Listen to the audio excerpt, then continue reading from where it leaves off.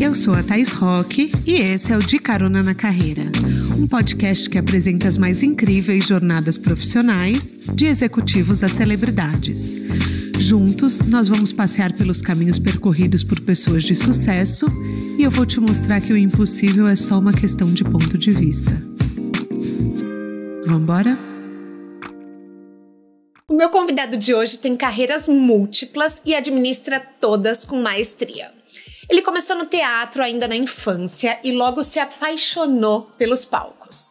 O Thiago Abravanel optou por musicais e participou das montagens no Brasil como Miss Saigon, Hairspray, Pequena Sereia, mas foi representando o Tim Maia que ele viu a sua vida mudar e uma nova carreira surgir. Os fãs apaixonados começaram a pedir por shows seus de música e ele aceitou os caminhos abertos para a nova profissão. Hoje, esses shows fazem parte da Abrava Produções, uma de suas muitas empresas que engloba o famoso Baile do Abrava, que agita todo o Brasil. Ele também é dono do Nanica, loja de doces que oferece a melhor banoffee do Brasil. Tem a Carmel's Pipoca e tem a Tijama, marcas de pijama que vai do PP ao 5G. Mas quem pensa que ele abandonou os palcos, muito se engana. Hoje ele está captando recursos para trazer Hairspray novamente para o Brasil, onde ele vai atuar e produzir. Ele é o neto número 2 da filha número 1 do Silvio Santos e herdou a paixão do avô pelos palcos, mas conseguiu trilhar o seu próprio caminho. Hoje, com uma carreira de muito sucesso, ele vem nos contar um pouco como tudo aconteceu. Apertem os cintos que a estrada do Thiago já começou. Thiago, seja bem-vindo ao De Carona na Carreira. Quer dar um oi para os nossos caroneiros? Tudo bem, gente? Muito prazer estar aqui com vocês, falar sobre empreendedorismo, falar sobre tudo que vocês quiserem saber. Não, Thiago, eu vou te confessar uma coisa, tá? Vou te confessar, você pode rir. Mas hoje, gente, eu tinha trazido meu garfo de casa pra comer nanica, Thiago. Mas ela está chegando. Ela está chegando. Eu prometo que ela está chegando. Não foi que eu falei lá embaixo? Falou, é verdade. Não, eu vou contar. Eu trouxe meu garfo de casa porque eu sou viciada em nanica, entendeu? Nanica é o quê? Como eu disse na abertura, é um restaurante do Thiago que é um fenômeno. Tem a melhor banoffee e o melhor monoffee? Melhor monoffee da galáxia. Então, assim, e vocês sabem como eu sou formiga, como eu amo doce. Então, eu peguei hoje de manhã e falei, eu vou levar o meu garfinho, porque... Vai que ele leva, né? Vai que ele leva, porque ele foi no Vênus e ele levou nanica. Então, eu falei, quem sabe? Quando eu abri a porta e eu não vi a nanica, eu falei... Trouxe meu garfo pra nada. Não, mas eu não vou te decepcionar tanto assim. Eu já pedi pra trazerem. Lá embaixo eu falei assim, putz, cadê a nanica? Por que eu não trouxe? Mas é porque eu confesso que eu de manhã eu sou um pouco mais devagar. Não, fica tranquila. Eu não podia deixar de passar essa piada. Não, imagina que é isso. Tá tudo certo. Mas vamos começar falando desse fenômeno. 13 lojas físicas e 27 franquias. Eu acho que hoje a gente já tem mais. Hoje a gente são... Até semana passada tinham 57 abertas. Franquias? Ao todo. Ao todo? É. Nossa. É muita coisa. Me explica como surgiu a nanica na sua vida. Comendo ela. Comendo? Foi assim. Não, é uma boa justificativa, porque é realmente surreal. Foi exatamente o mesmo impacto que causou em você, causou em mim. Foi em 2000 e... Sei lá, faz uns 6 anos. 7 anos, por aí. E aí eu fui fazer um evento em Curitiba. E o Leonardo, que é um dos meus sócios, um dos criadores da torta, da receita, né? Porque a torta é mais antiga. Falou... Ele tava me ciceroneando no evento que eu fui fazer. E ele falou... Posso levar uma torta pra você no camarim? Eu falei... Pô... Vai oferecer comida pra gordo? Claro que pode, claro né? Claro que pode. E aí eu comi, ele levou no camarim, e eu falei, meu Deus, eu nunca comi algo tão maravilhoso na minha vida. Ele ficou super emocionado e tal. Eu voltei pra Curitiba depois de uns 6 meses e eu só pensava na torta. Eu sou assim, com a Monoff.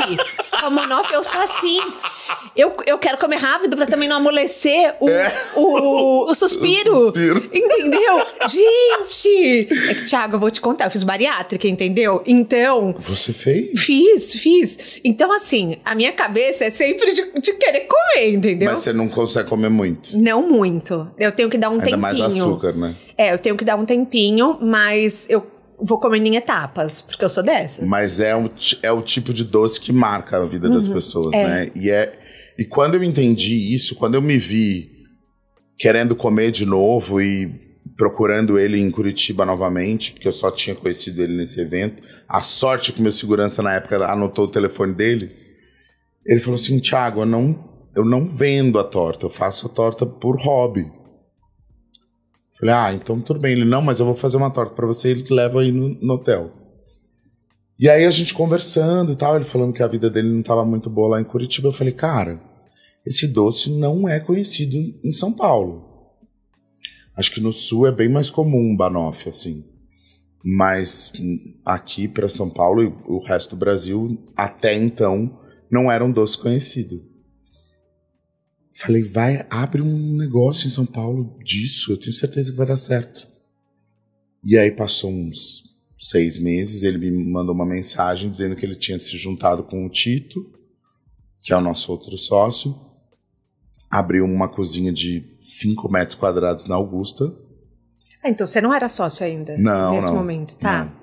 E aí eu falei, bom, o que vocês precisarem da minha ajuda pra divulgar, pra comer, enfim, o que for preciso, a gente vai estar junto. E aí depois de quase 2 anos que a marca já existia e estava crescendo, eles me chamaram para ser investidor de mais 2 lojas físicas. Na época tinha essa loja da Augusta e acho que umas 2 ou 3 Dark Kitchens, que são aquelas cozinhas de delivery. E aí eu fui conversar com meu marido e falei, cara, eu acho que pode ser uma boa a gente investir nessas lojas. E aí quando a gente foi conversar de novo, eles falaram, olha, a gente repensou e na verdade a gente queria que você fosse sócio da marca. Acho que você tem, né, notoriedade, credibilidade, você acredita na nossa marca desde antes dela existir.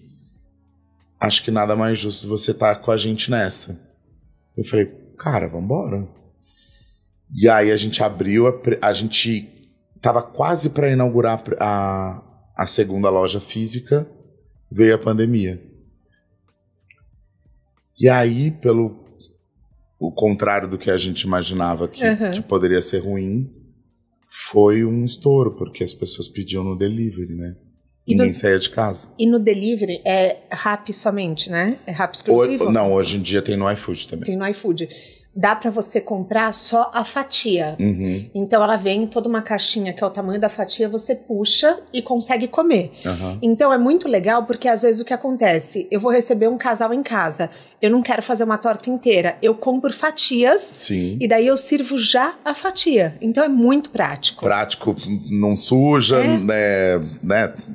Exatamente. Prato e tal. Mas é muito louco, assim, porque eu sabia que o negócio ia dar certo, os sócios sabiam, porque acreditaram também, mas é um fenômeno. É um fenômeno. É um fenômeno. A gente... É isso, a marca não tem 5 anos ainda. A gente já tem 57 lojas espalhadas pelo Brasil inteiro. E porque aí no final do ano retrasado, o Semenzato procurou a gente, porque ele viu que era um fenômeno e enfim, o Grupo Semenzato é gigantesco e expert em franquias, e até então a gente só tinha lojas próprias. E aí quando ele entrou, a gente começou a franquear e virou... E é isso, tem crescido cada vez mais.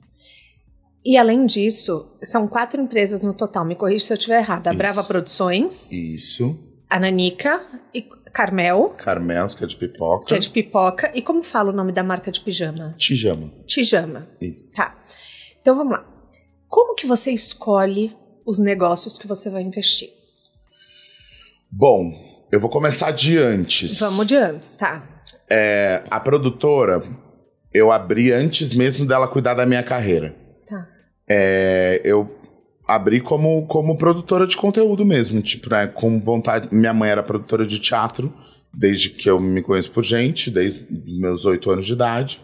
E aí o teatro fechou, e eu falei assim, bom, não é porque o teatro fechou, que ela administrava o teatro e imprensa, que você não pode produzir mais. Então vamos abrir uma produtora e vamos produzir para outros lugares, não necessariamente dentro de casa.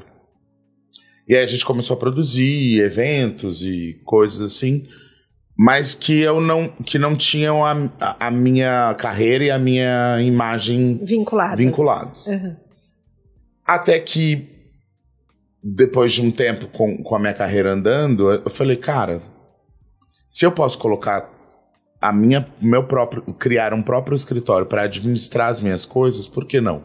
Então comecei a administrar, a Brava começou a administrar minha carreira, vender os meus shows, que eu faço muito evento corporativo e social, o baile enfim, do Abrava. O baile do Abrava.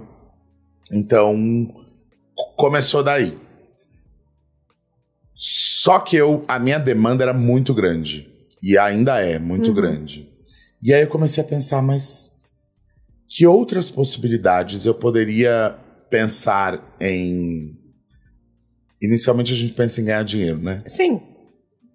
Sempre esse o ponto inicial. E não tem nada de errado. Não tem nada de errado. Aonde que eu poderia ganhar dinheiro que tivesse a minha cara, a minha energia, a minha personalidade, mas que não necessariamente precisa estar presente fisicamente. Sim. Porque é muita energia, né? Que você não gasta. Só muita energia... Não tem agenda, né? Tipo, Sim. Chega uma hora que você fala, como é que você consegue estar em todos os lugares ao mesmo tempo? E aí a Tijama veio primeiro dentro desse lugar que eu falei, cara, pode ser alguma coisa positiva, né? Para esse novo modelo de negócio. E também a ver com a minha personalidade. No caso da Tijama, eu gosto de me vestir confortável, de uma maneira divertida e tal. Na época, hoje eu sou um pouco mais sóbrio. Não tanto, mas um pouco mais. Gente, eu cheguei aqui, deixa eu contar. Eu falei assim, nossa, como você tá cheiroso. Ele falou, é Jequiti? Eu falei, ai, que delícia. Então ele já chega, ele já traz a persona dele, entendeu? A minha persona, já vendo meu produto. Já vem do seu produto, já vem da família, entendeu? Eu amei. Tem essa pegada. E a Tijama é muito colorida, tem uma personalidade. E é legal a gente falar que é do PP ao 5G. Isso eu acho muito importante, porque eu bato muito nessa tecla que eu não chamo pessoas que têm marcas, por exemplo, só até o 42, porque eu já fui a pessoa que usou 48 e em algum momento eu me via limitada de comprar roupa. Então eu achei isso muito legal na Tijama. E é difícil, tá? Sim. Porque como é que você escala o mesmo modelo para tantos tamanhos? Ao mesmo tempo, a maioria das marcas tem grande diferença de preço, porque, vamos ser prático. Sim. Uma roupa PP, você usa menos tecido do que uma 5G. Então, inevitavelmente, o produto encareceria. Mas a gente faz com que a gente tire uma média para que todo mundo esteja dentro do mesmo universo e podendo a magrinha e a gordinha usar sem problema nenhum, entendeu? E, obviamente, sendo uma marca minha, não faria sentido eu ter uma marca que não servisse em mim. Claro. Né? Não só por mim, mas pensando em que outras pessoas passam pela mesma situação que eu, de não conseguir um lugar pra se vestir bem, pra estar confortável, pra estar, né? E aí a Tijama nasceu desse lugar. E aí demorou pra eu investir em outro negócio. Você é o único dono da Tijama ou tem sócios? Sou eu, minha mãe e minhas irmãs. Tá. Então é uma empresa familiar. E talvez tenha demorado esse tempo para eu investir em outra coisa, porque eu tinha esse receio de investir em alguma coisa que eu não tivesse a minha família por perto, assim. Mas eu falei, cara, minha vida nunca foi assim. Eu sempre corri atrás dos meus dos meus sonhos e dos meus trabalhos, independente da minha família, claro, que ter um sobrenome, né, Abravanel, me abriu muitas portas, mas isso não me faz melhor ou pior do que ninguém. Então, quando surgiu a oportunidade do Nanica, eu cheguei para minha família e falei, olha... O Nanica veio antes do Carmel. Veio antes. Tá. Aí eu falei para eles, eu falei, olha, tô pensando em investir num negócio, vocês não estão envolvidos, mas eu acho que eu vou me arriscar. Enfim, quero ter a minha independência, não só financeira, mas a minha independência sobre as minhas escolhas, que não necessariamente os caminhos que a minha família vai seguir, tanto a minha irmã, minha mãe, meu avô, enfim, minhas tias, cada um tem a sua visão de mundo, cada um tem o seu caminho. Mas você se cobra mais do que eles? Ou eles te cobravam também? Eu acho que eu me cobro mais do que eles. Mas eu entendia, dentro desse lugar, essa cobrança para ter a minha tranquilidade, a minha estabilidade, principalmente mental, para dizer, puta, fui eu que construí, foi meu mérito, meu sabe? Meu mérito, E acho que não que a minha carreira não seja em cima disso, mas eu acho que cada novo passo, cada nova conquista vai preenchendo esse lugar, perdão, que muitas vezes a gente se cobra, e no meu caso me cobra ainda mais por fazer parte de uma família tão conhecida. Sim. Eu imagino que isso seja um peso, mas não quero falar disso agora. Tá. E a Carmel, como que é? Por exemplo, são pipocas gourmet. E eu fiquei com a dúvida, por exemplo, se em todos você tem alguma obrigação de divulgação, se é uma escolha sua. Como funciona? Olha, eu vou te dizer que até essa dúvida existe até hoje dentro de mim, assim, porque há sempre um questionamento se eu sou um garoto propaganda da marca. Eu fiquei com essa dúvida. Ou se eu sou sócio da marca, ponto final. Então eu acho que isso é um caminho que eu venho entendendo e compreendendo aos poucos com relação a todas essas minhas vertentes, né, com relação a produtos. É difícil, porque o garoto propaganda ele tem, né, a imagem vinculada diretamente, mas ao mesmo tempo a marca tem que andar por si só.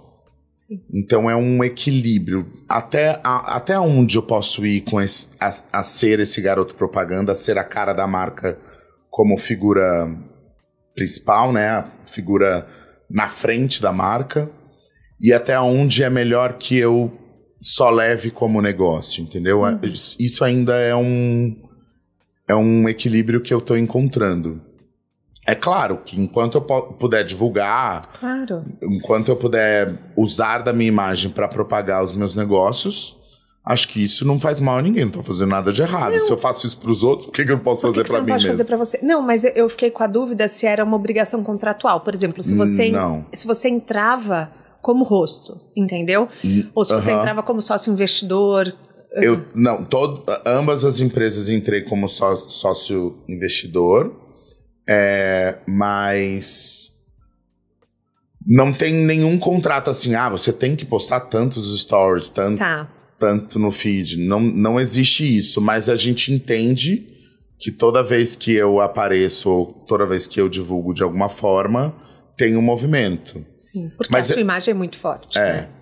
Mas eu acredito que eu esteja mais ligado sobre as conexões que eu levo para a marca do que a minha presença de garoto propaganda, sabia? Como assim? Eu acho que, por exemplo, o Nanica, as pessoas ligaram muito a marca sobre a minha perspectiva, Thiago Abravanel, dono da marca, mas não tanto como garoto propaganda, mas sim como dono da marca mesmo. Dono.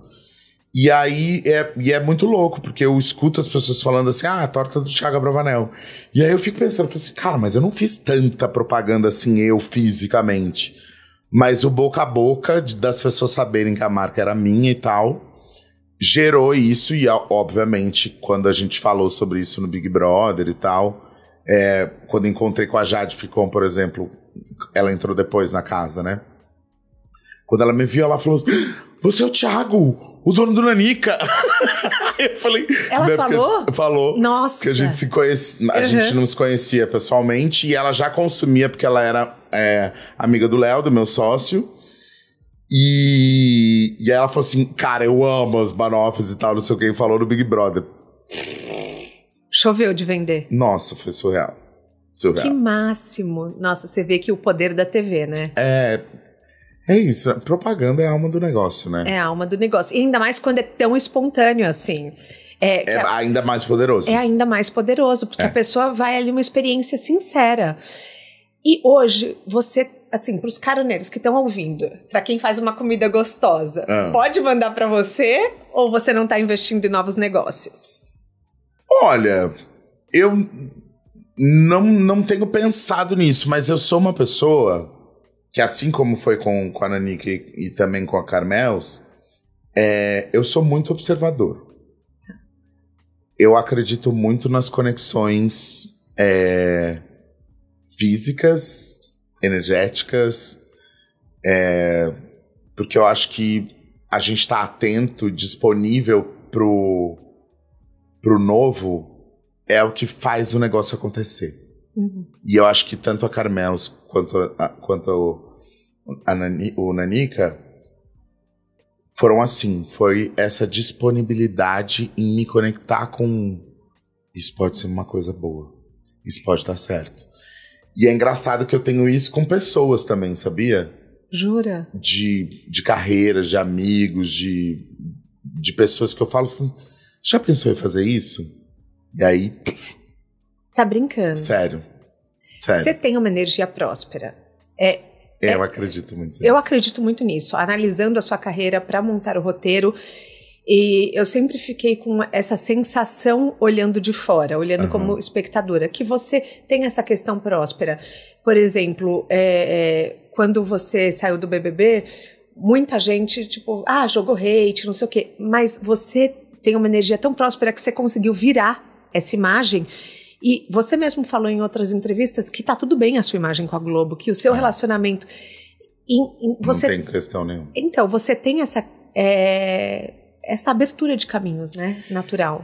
Eu acho que isso tem a ver com como a gente vê o mundo, assim. Mas eu acho que tem uma luz, Thiago. Eu também acho que... Eu entendo o que você tá falando, mas eu acho que são coisas que é do caminho da pessoa. Eu também acredito nisso, e eu não posso negar. Eu acredito que eu sou muito privilegiado em todos os sentidos, mas eu também acredito que essa minha luz, ela só é possível iluminar se eu me coloco à disposição e se as pessoas se colocam à disposição. Porque não adianta nada eu querer brilhar sozinho ou não me colocar disponível para iluminar outros caminhos que talvez eu não esteja enxergando, ou até mesmo de observar o que tem à minha volta. Eu não sou nada sozinho. Sim. Então acho que é uma troca, né? Acho que se eu sou abençoado com essa luz, agradeço a Deus todos os dias, mas ela só é potência para iluminar se eu tenho para onde iluminar, o que iluminar, com quem iluminar. Sim. Senão acho que não faz sentido, sabe? E hoje eu entendo a minha carreira como troca dessa energia e com o objetivo de levar o melhor para mim e para os outros. Eu vi você mesmo sabendo que o mundo às vezes gosta de espizinhar, de falar mal, eu sempre vou pelo lado contrário. Falo, Thiago, mas o mundo não é assim. Eu falo assim, mas eu tento ver dessa maneira. Se você não consegue... É exatamente esse ponto que eu queria chegar. Você é uma pessoa que vê o mundo com amor. Muito. E o seu trabalho é entreter as pessoas. Sim. Então, assim, tanto nos shows quanto no teatro, você tem o papel de levar o entretenimento e o lazer para as pessoas. E Sim. isso, eu não assisti BBB, desculpa, Não, senão tá tudo bem. Senão eu falaria mais, mas assim, o que eu tinha entendido é que quando você chegou lá com a mesma proposta que você tinha na sua carreira, você foi muito mal interpretado. Sim.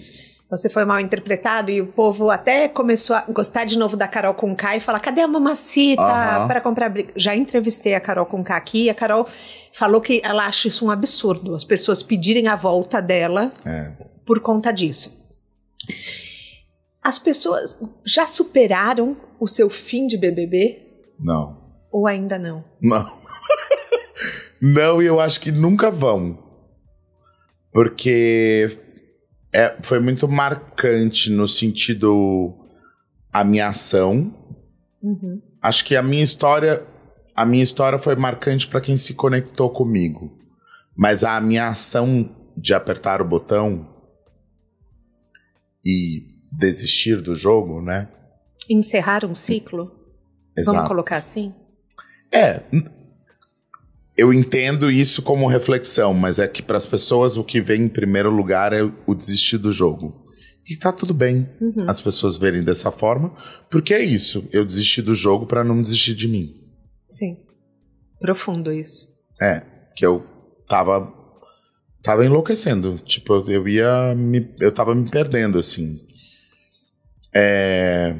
Mas por que eu tava falando isso?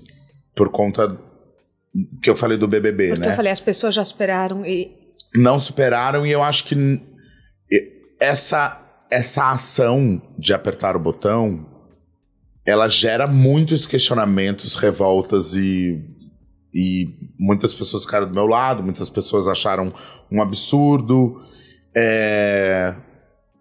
mas é marcante. Então, ganhando ou não ganhando o Big Brother, eu sei que de alguma maneira eu fiz história, porque sempre vão lembrar da primeira pessoa que apertou o botão de fato, né? Porque outras pessoas já tinham desistido do programa, mas a existência do botão foi na minha edição. Então é inevitável que as pessoas não superem esse lugar, né? Tipo, tem essa lembrança muito, muito presente. Mas, cara, foi a experiência mais doida da minha vida, mais intensa. E eu entendo que tudo na vida tem um porquê, sabe? Eu queria muito entrar no Big Brother.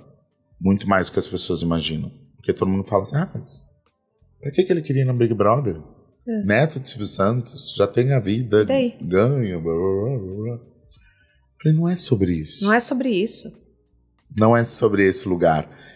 Eu queria que as pessoas pudessem me conhecer de fato. Eu, durante a minha carreira até o Big Brother, eu era sempre visto como, o cara que fez o Tim Maia, o neto do Silvio Santos.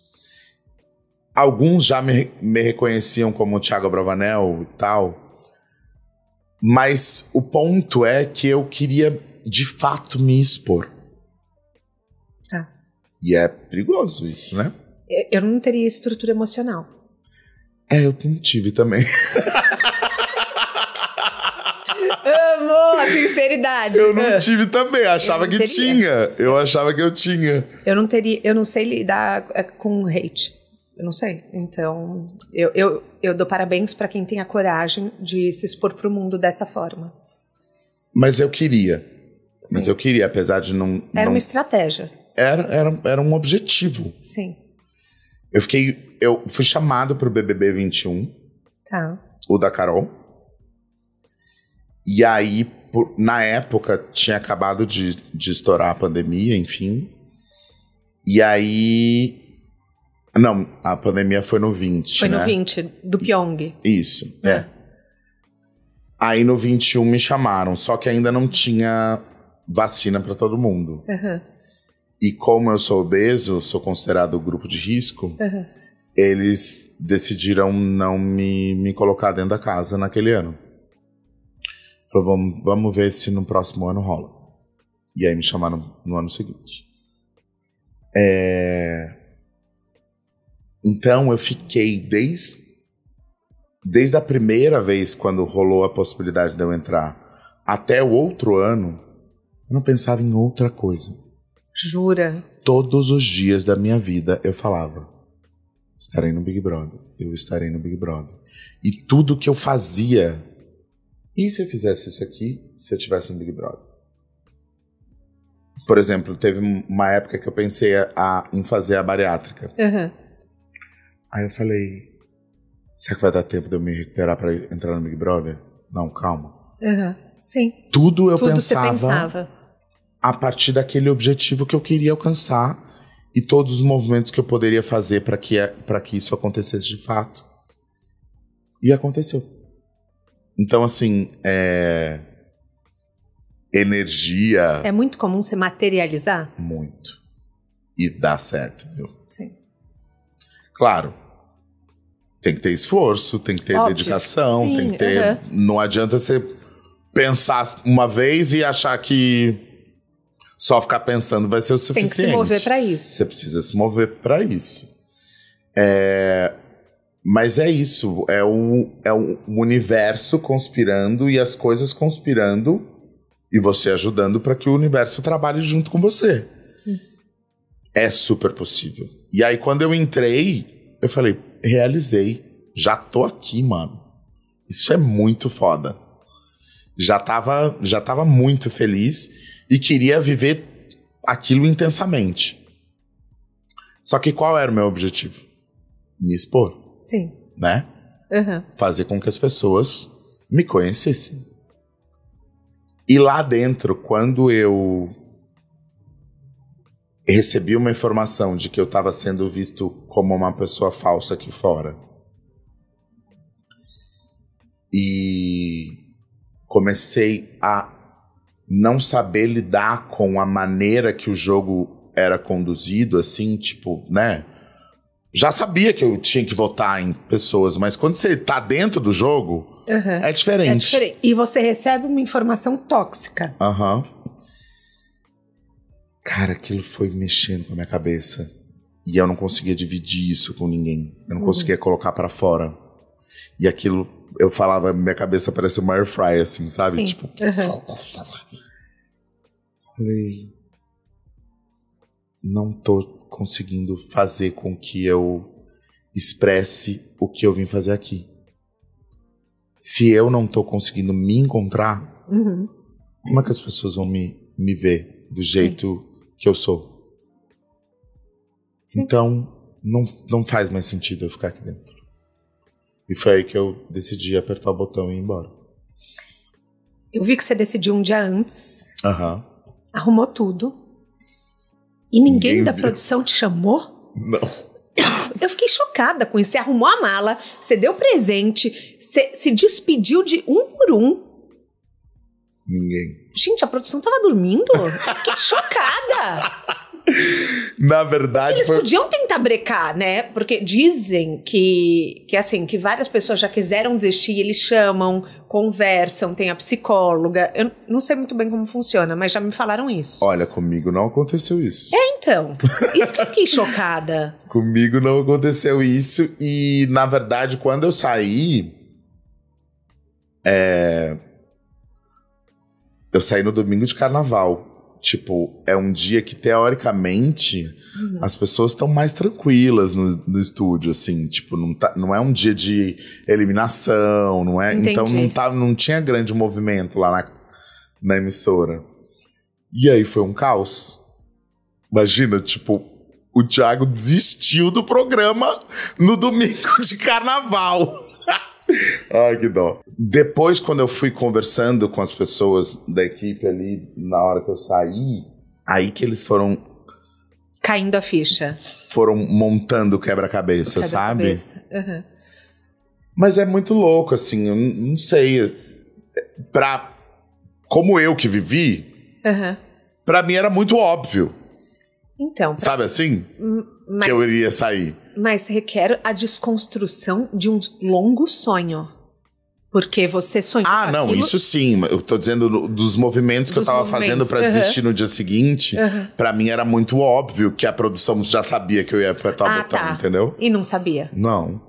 Ah, Maria. gente. Não sabia. Mas eu acho que entra num ponto que é a gente ter coragem Sim. de se colocar em primeiro lugar. Sim. Eu acho que esse é o maior ensinamento que eu tive, o maior aprendizado que eu tive e o maior ensinamento que eu posso falar para as pessoas, assim. Porque muitas pessoas enxergam a desistência, né, no caso da desistência do jogo, como fraqueza. Mas eu acho que requer muito mais coragem você se expor, saber que você ia passar por possível hate, do que você ficar lá planta. Você podia ficar planta. Uhum. São muitas camadas. Eu sei. Ainda mais se tratando de um programa de entretenimento. Tá. Aonde que as pessoas querem ver entretenimento? Elas julgam a Carol com K, mas ao mesmo tempo, na edição seguinte, elas querem a Carol de volta. Uhum. Aonde que tá esse... Não tem coerência. Não tem. E não tem porque eu sei que eu sou espectador de Big Brother. Uhum. E eu me vejo nos dois lugares. Tá. Entendeu? Então, vai muito do seu estado emocional, do que tá acontecendo no mundo. São muitas camadas. E aí eu me coloquei à disposição pra viver esse jogo que é muito diferente de assistir. É muito diferente. Mas assim, toda vez eu falo isso e todo mundo fala assim, porque eu teria feito. Eu não teria nem entrado. Aí eu falava assim, gente, eu sou espectador de Big Brother. Eu também achei que eu faria um monte de coisa que eu não fiz. Uhum. Sim. E aí? Isso mudou a forma como você toma decisões hoje em dia? Opa, muito. Por quê? Porque eu acho que aquilo que tá dentro da gente, aquilo, né, que a gente chama de intuição e ao mesmo tempo a gente chama de estratégia e a gente ao mesmo tempo chama de vida, né? Muitas vezes a gente não observa por esse lugar. Uhum. A gente fica muito qual é a trending? Qual é a tendência? Tem um monte de informação de fora. Uhum. Tem um monte. E a gente tem que observar. Mas no fundo, só o que tá dentro da gente, a gente vai apertar o botão. A gente vai falar, é isso. Se eu tivesse um botão, já teria apertado tantas vezes ao longo da vida. Com certeza você já apertou.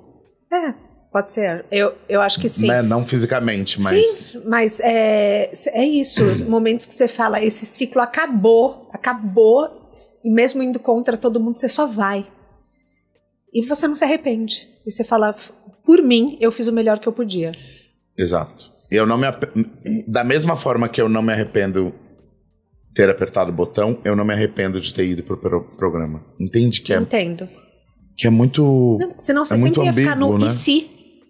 E se? Foi o que você falou, durante um ano você pensava nisso todos os dias. Todos os dias.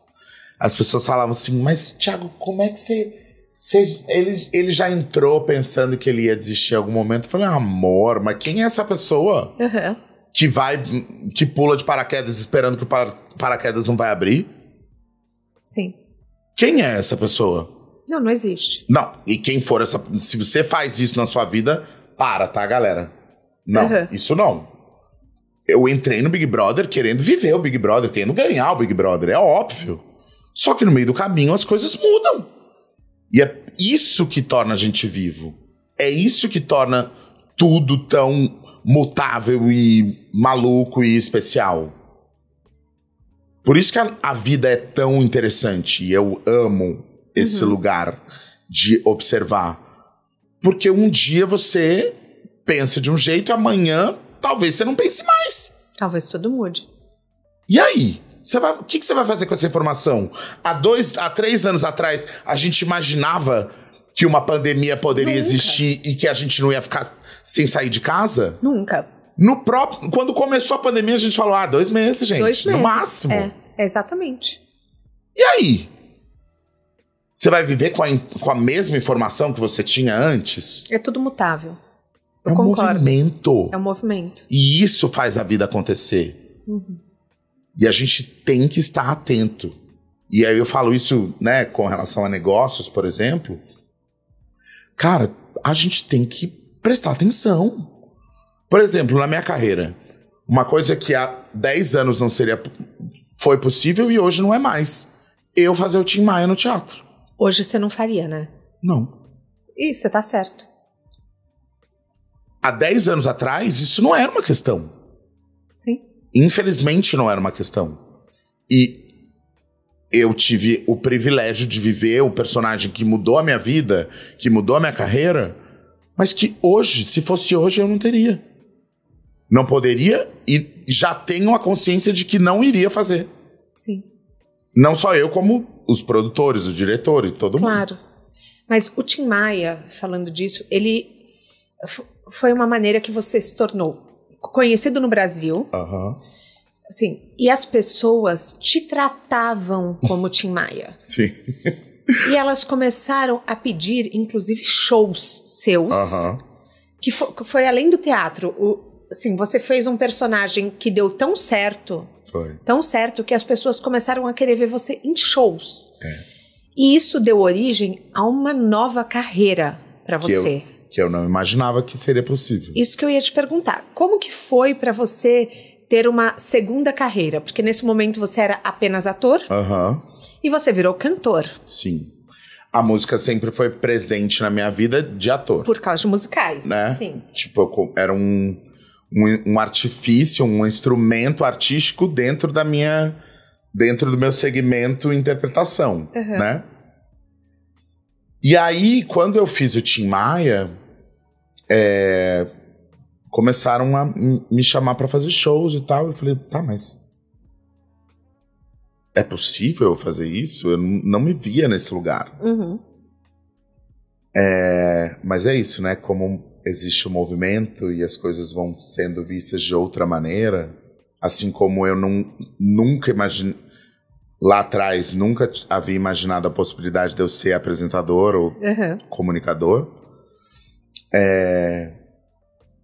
eu comecei a observar que as pessoas queriam me ver nesse lugar de cantor. E é muito louco, porque durante um tempo na minha carreira, mais pra agora, assim, as pessoas esquecem que eu sou ator. As pessoas... Eu esqueci. Eu lembro que quando eu sentei pra fazer o roteiro, eu falei, Tim Maia. Eu falei, nossa, Tim Maia. Eu falei, nossa, ele foi ator por um tempo. Eu fiquei assim. Daí eu falei, não, Thaís, se foca. Daí eu comecei a ver, estudar, o Avoar. Comecei a ver todo o seu histórico, Miss Saigon, blá, blá, blá. Daí eu falei, não, você situa. Ele é ator, ele virou cantor. Porque eu tô tão acostumada a ir em festas e você tá tocando, a ter o baile do Abrava, que eu esqueci mesmo. Tem o Nanica, que eu amo. E eu esqueci. Eu sou ator. Olha que engraçado isso. Olha que engraçado. Mas é isso. Hoje, o ator... É claro, ainda tenho vários projetos na atuação que ainda me preenchem. Quero fazer. Inclusive, tô nesse momento produzindo, em pré-produção de um espetáculo que eu vou fazer ano que vem. Então, eu vi você falando no Vênus. Podemos falar disso? Podemos. Você pode falar o nome do espetáculo? Posso. Hairspray. Tá. Que você já fez a primeira versão com o Falabella. Isso, em 2009. Tá. E aí, a gente decidiu, eu mais 3 amigos, a Antônia Prado, o Tino Zani e o Rafael Vilar, a gente se juntou, comprou os direitos e agora a gente está produzindo a nova versão de Hairspray para o ano que vem, 2024. Mas por que eu tava falando disso? Porque eu queria saber, assim, você ganhou uma carreira do público. Exato. E a música não era algo pensado na minha vida, assim. Tipo, por exemplo, eu ia no trio da Ivete, eu não falava que eu poderia estar ali cantando, puxando um trio. Eu cantava porque, ele fez o Tim Maia no teatro. Sim. Pode cantar, canta aqui com a gente uma música do Tim Maia. E aí, quando eu vi que isso era possível e fui me arriscando, eu entendi que era mais uma possibilidade de caminho. Em algum momento você se sentiu obrigado a escolher uma? Você sentiu essa pressão interna? Eu nunca senti, mas as pessoas fazem com que a gente queira, que a gente tenha que escolher. E isso é muito difícil. Isso é ruim, né? Porque, assim, muitas pessoas que estão nos assistindo agora, elas passam pela dupla jornada, que é o quê? Elas têm um emprego CLT, das 8 às 18, que paga as contas, e elas têm sonhos empreendedores, de abrir um negócio, às vezes monta uma loja nas redes sociais, começa a vender. Então, são pessoas que querem o caminho do empreendedorismo, mas que não necessariamente já começaram. E, às vezes, elas se sentem obrigadas a escolher. E eu quis trazer essa questão para você porque eu fiquei pensando, eu falei, nossa, como que as pessoas sentem a necessidade de encaixar você numa caixinha, sabe? Para mim, esse é o lugar mais perigoso que a gente vive socialmente. Tá. Quanto mais preso as pessoas querem deixar a gente, menos a gente cresce. É verdade. Tipo, tá tudo bem eu escolher querer estar em uma caixinha só. Mas por que, se eu não consigo me ver só dentro dessa caixa, por que eu vou deixar com que as pessoas e a sociedade me coloquem nesse lugar? Por quê? Cara, nos Estados Unidos, por exemplo, ninguém pergunta pro Hugh Jackman se ele faz um show, se ele é ator de cinema ou se ele tem uma empresa. É verdade. Um negócio. A Oprah, que tá no cinema, que apresenta um programa de televisão, que é produtora de teatro. Por que isso não é questionado fora do Brasil? Mas não, no Brasil, se você é cantor, você não pode ser mais nada. Se você é empresário, você não pode ser mais nada. Alô, galera. Entendo. Não, por favor. É claro que que existe uma conexão das pessoas em, putz, eu gosto de você nesse lugar.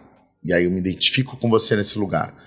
Não necessariamente as pessoas são obrigadas a se identificar com você em todos os lugares. Mas tem gente que vai olhar pra mim e vai falar assim, putz, eu gosto do Thiago como ator. Tem gente que vai olhar pra mim e vai falar, putz, eu gosto do Thiago como cantor. Nossa, o Thiago é um grande cara de negócios. O Thiago é um mega apresentador. Cara, eu me coloquei à disposição de todas essas possibilidades. Quem tiver aberto para receber, vai receber o meu melhor. E com tantas carreiras, como funciona o gerenciamento do seu tempo? É o mais difícil. Eu imagino. Isso é o mais difícil e pra mim é sempre um debate à crise, assim, porque é conseguir administrar tudo isso. Eu, obviamente, tenho um escritório, uma equipe, minha irmã é minha empresária, meu marido é meu assistente pessoal, tenho uma estrutura que organiza a minha agenda, mas ainda assim é complicado, porque tudo isso parte das minhas vontades. Porque se fosse prático, na segunda você vai fazer isso, na terça você vai fazer isso, na quarta você vai fazer isso. Mas, como tudo tá ligado ao que tá dentro de mim, sobre as minhas vontades, as minhas perspectivas, esse ano eu tô focado numa coisa, o ano que vem eu posso estar focado em outra coisa. E tudo bem. E aí, como é que você administra essa loucura? Como é que você administra essa loucura? Pra minha irmã... Eu imagino. É desesperador. Pra ela fala assim, tá, qual que é a vontade que o Thiago vai ter agora? E tudo pode mudar. Tudo pode mudar. E ao mesmo tempo que é difícil, porque ela está numa posição de organizar, né? Eu tô numa posição de desorganizar, de bagunçar tudo. Porém, não com o objetivo de bagunçar, mas de manter vivo. De manter fresh. O tempo todo fresh. Eu não gosto de estar... Mesmo em alguns momentos e algumas coisas, olhando e falando assim, puta, Thiago, você tá meio antigo aqui. Eu gosto de pensar diferente, de sacudir, sabe? Você sabe que eu tive uma palestra com a Luísa Trajano essa semana e ela falou, olha, na bandeira tá escrito ordem e progresso. Ela falou, eu boto o progresso e depois eu boto a ordem, entendeu? Ela falou, eu gosto de bagunçar as coisas. E, então, assim, eu tenho que me unir com pessoas que arrumem depois. Ela falou, porque eu sou assim, eu levo caos e as pessoas arrumam. Nossa, eu preciso encontrar com a Luísa, porque eu sou exatamente isso. Eu levo o caos, eu jogo o caos e falo, agora organiza aí pra mim, galera. Que essa capacidade eu não tenho de organizar. Que interessante você trazer isso, porque, assim, além dela, você é a segunda pessoa na minha vida que me fala isso. De trazer o caos pra depois trazer a ordem. Então, você segue muito seus instintos em relação a isso. Não faria sentido pra mim se não fosse dessa maneira. E não rola uma culpa de ser metódico. Você tem que, tipo, por exemplo, você não rola uma cobrança, puta, eu precisava ser mais... Não? Eu gostaria, mas não me cobro. Que delícia não se cobrar. Pra isso eu não me cobro. Tá. Mas eu gostaria. Algumas coisas... Que eu vivo numa não rotina, né? E não ter rotina para várias coisas na nossa vida são complicadas. Então, por exemplo, para eu fazer uma dieta, não ter rotina. Sim. Você montar uma dieta fora da rotina é difícil pra caramba. Você tem uma rotina de sono? Também não? Por exemplo, essa noite, de ontem para hoje, eu dormi 2 horas. Você tá brincando. Não, então é complicado. E quando você se desconecta? Em que sentido? Quando você descansa? Putz, é difícil, tá? Porque até nos meus momentos de desconexão eu me coloco disponível para me conectar em outras coisas. Tá. Então, por exemplo, na época que eu tava com Anastácia em cartaz, ano passado... Não, esse ano, né? Parece que já foi ano passado, mas terminou esse ano. Muitas vezes eu saía do espetáculo, fazia 2 sessões e ia pra balada. Aí, no dia seguinte, as pessoas falam assim, você foi pra balada, não é possível. Não é possível. Não é possível, não é possível. Eu falo, eu também não consigo acreditar que é possível. Mas, falando sobre isso na minha terapia, e sim, eu faço terapia e é a melhor coisa do universo. Muito bom. Tá? Cuidem da saúde mental. Por favor. É como se eu validasse o meu trabalho, poder me divertir. Entendo. Porque, caraca, mano, eu faço muita coisa. Eu faço minha peça de teatro. Eu tenho minha empresa de torta, eu tenho minha empresa de pijama, de pipoca. Sou apresentador e tô desenvolvendo uma palestra, e tô captando pro meu musical e lá. E eu não posso querer me divertir? Então, eu tenho isso com a comida. Eu me valido com a comida. Engraçado, né?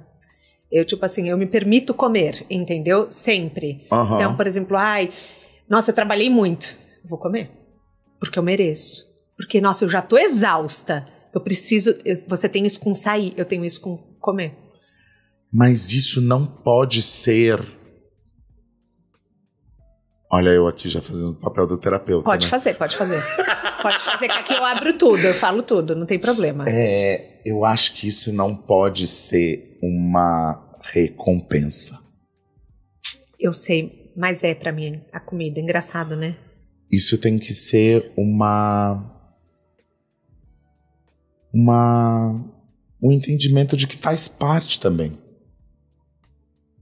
Mas você não vê a balada como uma recompensa? Não recompensa, eu vejo a balada como uma necessidade. Porque é como se não fizesse sentido eu trabalhar tudo isso e não poder me divertir. Tá. Não é uma recompensa. Agora que você trabalhou, vai pra balada. Não. Só faz sentido eu trabalhar que nem louco se eu puder ir pra balada depois. Entende? Entendo A diferença não é uma recompensa, é uma uma motivação. Também não é motivação. Não sei qual é a palavra, mas você entendeu a diferença. É o lugar de pertencimento. Uhum. Por exemplo, a minha irmã é toda metódica com dinheiro, por exemplo. E eu sou um pouco menos. O meu dinheiro, eu gosto de gastar no conforto. Tá. Por exemplo, na comida, no conforto. Eu gosto de me sentir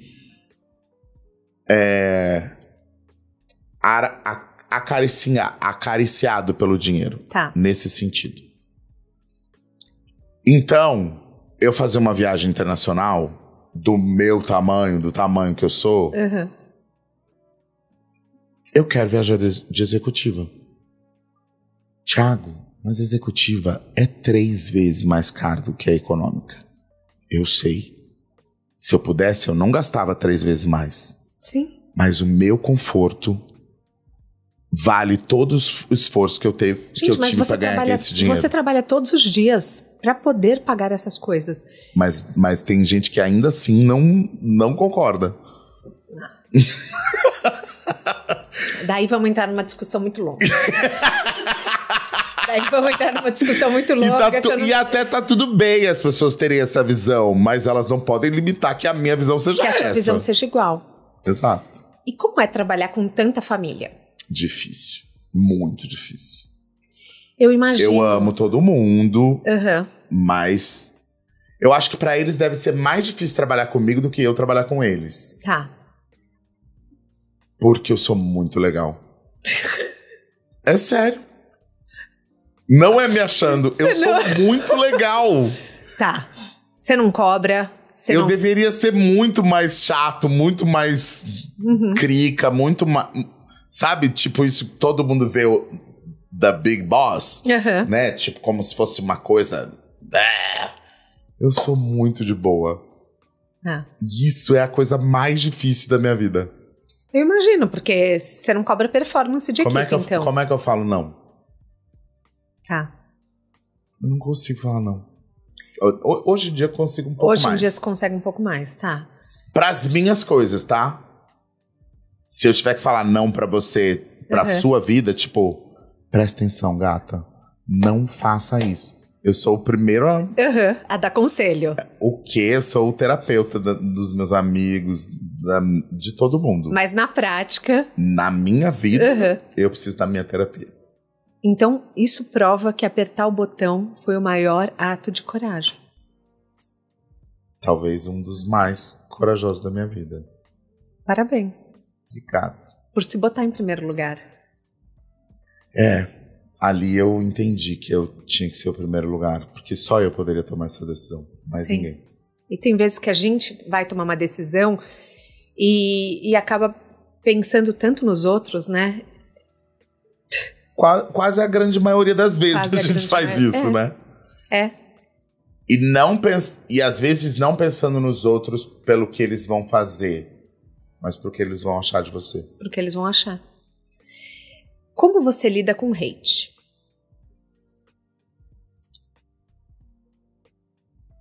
Eu te falo porque acho que eu recebi um mini cancelamento uma vez e, tipo, chorei em posição fetal, tá? Não, tá tudo bem mesmo. É bem... Eu escrevi um livro recentemente e eu não leio as críticas na Amazon porque eu não tenho estrutura emocional. Eu não leio. Quem lê é o José. Então, eu falei, outro dia, José, minha nota na Amazon abaixou bem. Entre lá, vê se o livro foi cancelado, por favor. Porque eu prefiro que ele leia, porque eu falo, eu dei o meu melhor. Por que eu vou ficar lendo? É uma ótima escolha. Ai, tô amando isso aqui, porque eu já tô trazendo assuntos da terapia. Amo. Sei lá, umas 2 ou 3 sessões atrás... a gente eu falei sobre um episódio que aconteceu de hate comigo. E aí ela falou...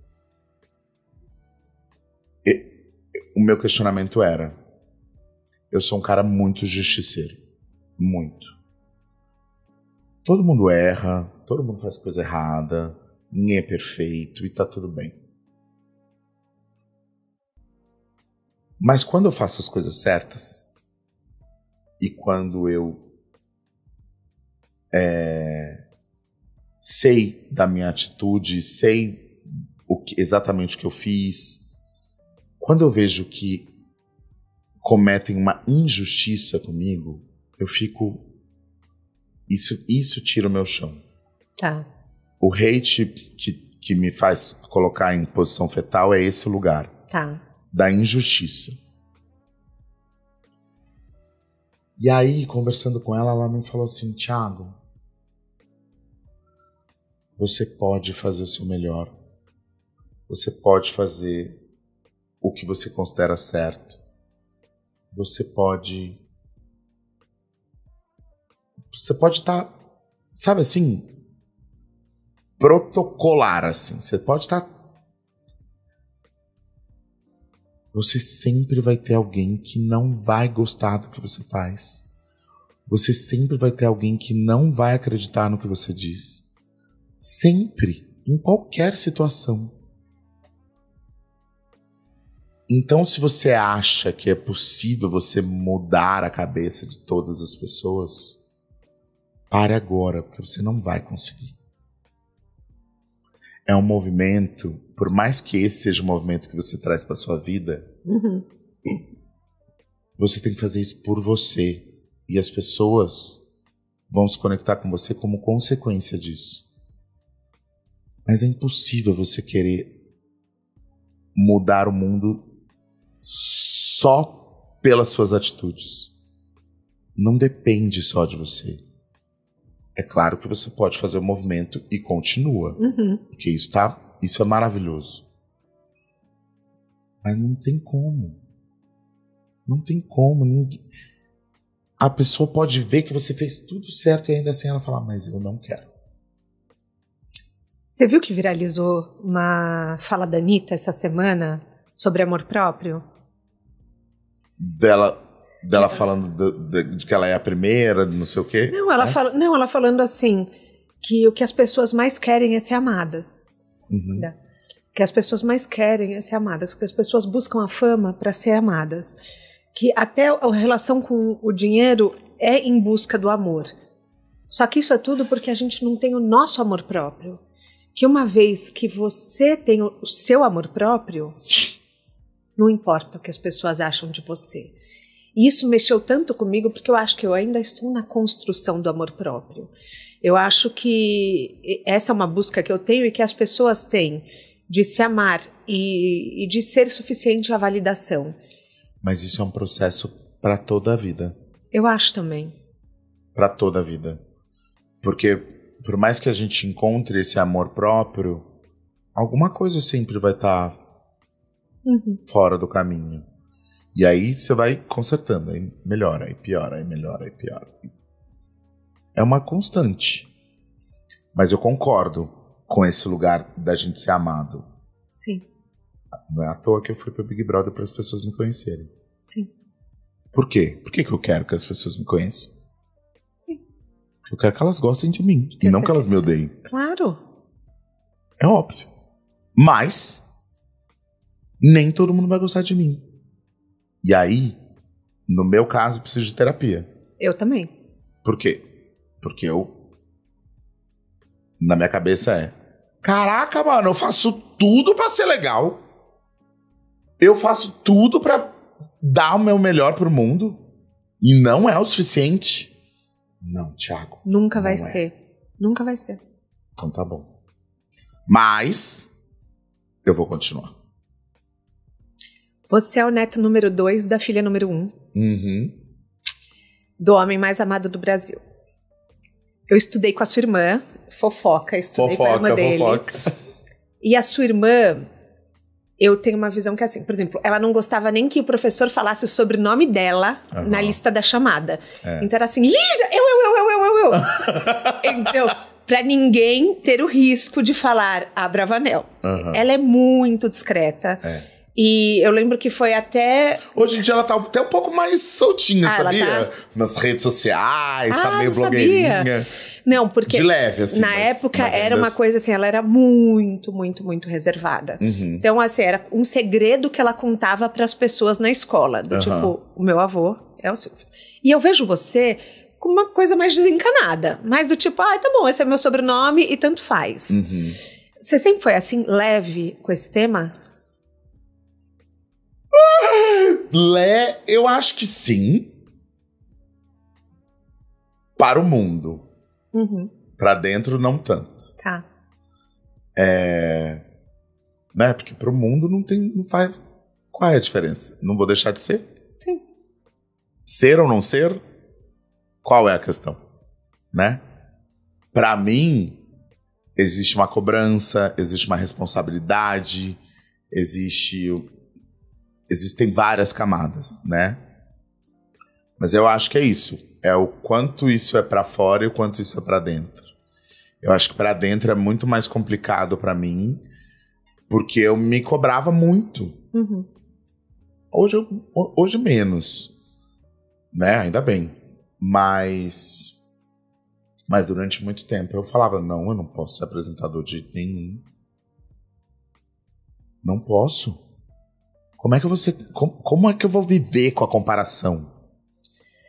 Gente, mas eu nem acho que te comparam. Mas na minha cabeça eu achava que isso poderia ser. Não, é porque pra mim você se consolidou como uma pessoa pública. Na minha cabeça você deixou de ser o Neto com o Tim Maia. Nesse momento, eu te vi como um artista completo. E eu acho que boa parte das pessoas também tiraram essa associação com o Tim Maia. Sim. Que chegaram e falaram, gente, realmente ele é um talento. Apesar de ter sido seu 8º musical, foi um momento que foi o boom, assim... Foi o divisor de águas. O divisor de águas do tipo, ele não é apenas Neto, ele é um puta artista. Mas o ponto da comparação não é com relação ao ser Neto, mas como é que eu vou fazer a mesma coisa que ele faz? Como é que eu vou comandar um programa e levar essa comparação? Mas você comanda um show. Então, só que eu só fui entender isso depois. Porque o show é um programa de auditório quase, se você pensar. Você tem que motivar a galera, você tem que captar energia, você tem que... Só que até então eu só tava no palco com um personagem na frente. O show foi o que me deu a consciência pra eu olhar pro Thiago comunicador. Tá. Foi quando eu comecei a fazer o Baile do Abrava que eu falei assim, gente, peraí, isso aqui é um programa. É um programa. Só que é um programa de auditório. Eu chamo o povo no palco, eu danço com eles, pergunto de onde eles vêm, onde eles vão, o que vai acontecer. Choro junto, converso, pulo, grito, canto, faço. Tipo um sabadão. É uma loucura, O baile é uma loucura. E só depois que eu vivi, que eu falei, pode ser. E o mais legal, pode ser e não é a mesma coisa. E não é. E é tão foda ter a tranquilidade de falar isso hoje, porque durante muito tempo eu falei assim, nossa, mas Thiago, você não acha que é soberba? Não é soberba. Claro que não. Sabe por quê? Porque eu nunca vou ser o Silvio Santos. Mas ninguém nunca vai ser. Gente, tipo, nem o Faustão é o Silvio Santos, pelo amor de Deus, entendeu? Assim como o Silvio Santos também não é o Faustão. Sim. E o Silvio Santos também não vai ser o Thiago Abravanel. Sim. E tá tudo bem. E ser o Thiago Abravanel é muito legal. Vamos combinar. Come bem, canta bem, se diverte, viaja de executiva. Vou pra balada. Vai pra balada, depois do trabalho. Curte a minha vida. Curte a vida. Às vezes eu vou pra uma terapia pra dar uma chorada. Claro. Porque todo mundo... Estamos vivos, né? Afinal de contas. Mas é muito legal ser eu. Então tá tudo bem.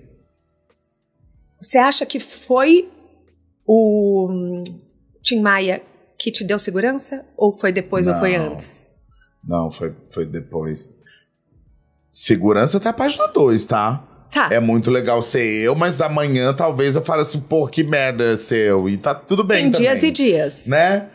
Hoje aqui pra você, agora, tô tranquilo de falar, é muito legal ser eu. E aí talvez quando eu, sei lá, quando eu tô de mau humor e tenho que fazer alguma coisa que eu tenho que sorrir, naquele momento eu falo, puta, que saco ser eu. E é isso, a vida é assim.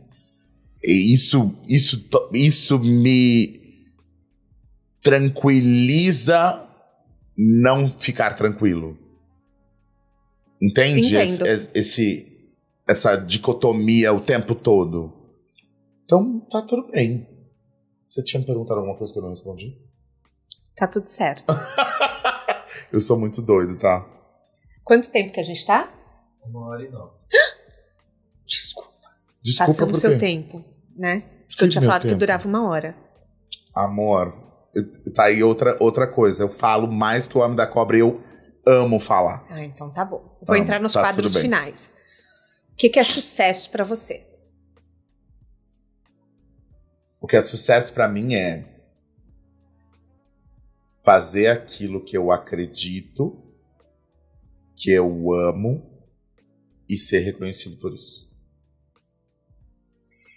Se eu sou só reconhecido, mas eu não faço o que eu amo, não me esforço pra isso, posso até ter sucesso, mas talvez ele não seja tão válido. A gente tem um quadro aqui que chama Pneu Furado. Que é assim, toda estrada tem seu erro. Só que tem alguns erros que acabam sendo uma bênção. Que acabam falando graças a Deus que esse erro aconteceu. Que erro na sua carreira que você hoje fala ainda bem? Erro? Uhum. Caraca, eu acho que erro, de fato, é isso, assim, eu não... talvez eu seja meio poliana nesse sentido. Uhum. Talvez as pessoas encarem como erro. Tipo, por exemplo, apertar o botão. Mas eu não encaro como erro. Então, tem gente que encara. Então, no sentido de errar, eu me encontro nesse lugar do tipo... Talvez seja erro para as pessoas, mas eu acho que tem a ver com as minhas escolhas. Sim. Né? Por exemplo, eu escolhi sair da peça do Tim Maia em algum momento. E para muitas pessoas era tipo... Quê? Mas é o sucesso da sua carreira? Como assim? Se eu não tivesse parado, eu não teria ido pra Turquia gravar minha primeira novela e ter tido um contrato com a Globo e ganhado o prêmio do Faustão como um ator revelação na primeira novela que eu fiz na Globo. Foi um erro? Não foi um erro. Sim. Foi uma escolha que muitas pessoas talvez não teriam tido a mesma.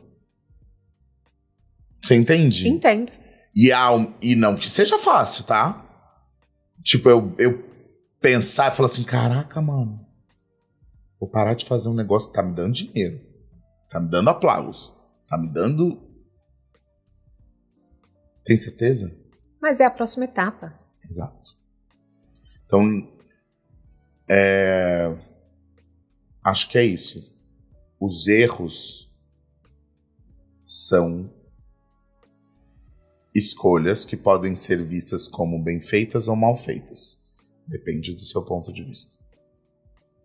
Na sua mala de viagem, um livro, um filme e um documentário ou um TED Talk que mudaram a sua vida. Não precisa ser sobre carreira.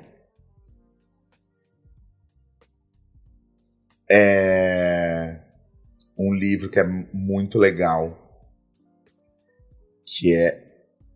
como é que é o título exato? É O Caminho do Ator, não? O Caminho do Artista. Do Artista. Uhum. Já viu esse? Julia Cameron, já li, óbvio. Nossa, é muito foda, muito legal. E assim, não leia só uma vez. Você leu mais de uma vez? Eu ainda não li a próxima, mas eu tô precisando ler ele de novo. As páginas matinais mudaram minha vida. Não é uma loucura? É uma loucura. É uma loucura. E você sabe que depois ela tem a edição dela que é para dieta, para comida. Mentira. Juro! Gente, fala comigo sobre esse assunto que eu sei tudo. Que eu vou te mandar. Ela escreveu porque muita gente mudou a relação com a comida ao fazer as páginas matinais. Vou te mandar o livro. Juro, o link. É impressionante. Ela escreveu vários caminhos do artista. Eu nunca te vi nesse lugar. Do quê? De questão com comida ou... Mas é difícil porque, assim, a questão com a comida domina o meu dia. Até hoje, tá? Apesar de eu ter feito bariátrica, tudo que eu faço, eu sou uma pessoa assim, por exemplo, eu não posso ter balança, porque senão eu me peso 6, 7 vezes por dia. Eu tenho várias questões com o meu corpo, com a alimentação. Nossa, eu não me imaginava. É que eu não, assim, eu falo aqui que eu tenho transtorno alimentar, eu faço um psiquiatra especialista em transtorno alimentar, que comanda o Ambulim do HC. É uma questão, assim, que eu tomo muito cuidado para falar que não pode, porque as pessoas perguntam, por que você não faz uns stories falando sobre a sua bariátrica? Eu falo, porque eu não vou fazer apologia. Porque para mim não é esse o lugar, entendeu? Mas assim, eu emagreci 40 quilos com a bariátrica, e ainda assim é uma questão para mim. Por exemplo, eu vou comprar roupa, eu não sei o meu tamanho, eu compro roupa maior, tudo isso. Ah, mas é um processo. Sim. Tá tudo bem. Tá tudo bem. É exatamente isso. Eu entrei no seu assunto, me desculpa. Imagina, não tem problema nenhum, a gente pode falar mais sobre isso depois. Mas um livro, filme e um documentário. Um filme que eu vi recentemente eu sou muito ruim de nome, galera. Não tem problema. Sou tão ruim de nome. Com o Justin Timberlake como ator. Tá. Como é o nome do filme? Conta a história. Que a gente descobre o nome do filme e eu boto no descritivo do podcast. Tá. É o nome do personagem, o nome do filme. Tá. Palmer. Esse. Quer que eu conte a história? Não precisa. Tá. Mas é um filme, assim, que foi indicação de um amigo meu, que eu amo de paixão. Beijo. Que fala sobre o amor. Mas não um amor romântico. Tá. Um amor quando ele vem e você fala, meu Deus, eu sou capaz de qualquer coisa por essa pessoa, pra proteger, sabe? O amor que protege, não que sufoca. Profundo. É a coisa mais linda do mundo. Quero ver. Nossa, é a coisa mais linda. Só de lembrar me dá vontade de chorar. E um documentário, pode ser uma palestra? TED Talk. Uma palestra. Cara, uma palestra que eu vi há pouco tempo atrás também do João... Olha, tá vendo como eu sou ruim de nome? Não tem problema, depois eu coloco no descritivo. Do João... Mas já é João o nome dele. Tá. Se não for, eu vou ficar muito chateado. O João que ele era do marketing do McDonald's. Tá. João Branco. Tá. Desculpa, João. Perdão, esqueci, mas é João. Pelo menos não é. Ele mandou pra mim aqui um hello, João, ex-McDonald's. A palestra dele é sensacional. Sensacional. Fala sobre marketing, sobre conexão, cliente, produto, marca e tal. E ele escreveu um livro e eu tô louco pra ler. Ainda não li. Muito legal. Vou deixar no descritivo do podcast. Thiago, a gente chega ao fim da nossa carona. Já acabou? Já acabou. Eu amei. Assim, eu queria muito te entrevistar. Eu te acho um artista completo. Obrigado. Eu sou fã das suas marcas, principalmente da Nanica. Gente, peraí, que tá tocando interfone aqui. Por quê? Porque chegou a Nanica. Chegou a Nanica, gente! Obrigado! Como é o nome disso? Interfone. Você comprovou que a Nanica chegou a tempo. Gente, a Nanica chegou e depois vocês vão ver. Eu vou fazer um take só comendo Nanica com meu garfo. Gente, Eu não podia deixar esse episódio acabar sem mostrar pra vocês. E chegou. Chegou a Nanica. Eu provoquei, eu praticamente obriguei e me ouviram. Não, já ia... É que demorou um pouco pra chegar, mas chegou antes de você me falar, antes de você pedir. Gente, aqui. Eu falei pra vocês que vem num tamanho individual pra você servir como sobremesa. Então você vai, abre e oferece pras pessoas. Tá escrito consumo imediato, mas eu deixo na minha geladeira e tranquilíssima. Só pra vocês verem. Essa aqui é de Nutella com banana. E assim, divino. Vocês não estão entendendo. Vocês não estão entendendo. Isso aqui com um cafezinho é perfeito. Não quero mais nada. Então, comprem Nanica. Tem no Rappi, tem no iFood. E vocês não vão se arrepender. Depois me contem por inbox. Boa. Merchanzaço. Merchan. Nanica patrocina a gente. Outros sócios patrocinem a gente. Muito bom. A gente chega ao fim. Obrigado, mas muito obrigada. E parabéns pelo seu trabalho, por todos os seus negócios. Obrigado, muito obrigado. E obrigado pela disponibilidade em poder, apesar de falar sobre negócios, da gente poder falar isso como vida. Que eu acho que faz toda a diferença. Muito obrigada. De Carona na Carreira tem a consultoria de conteúdo do Álvaro Leme, a supervisão do José Newton Fonseca, a sonoplastia e edição do Felipe Dantas e a identidade visual do João Maganin. Todas as dicas que a gente abordou até aqui estão no descritivo do podcast, na plataforma que você nos escuta. Bora lá no Instagram falar mais sobre o episódio de hoje? A gente volta na próxima semana com mais um De Carona na Carreira. Um beijo grande. Aê!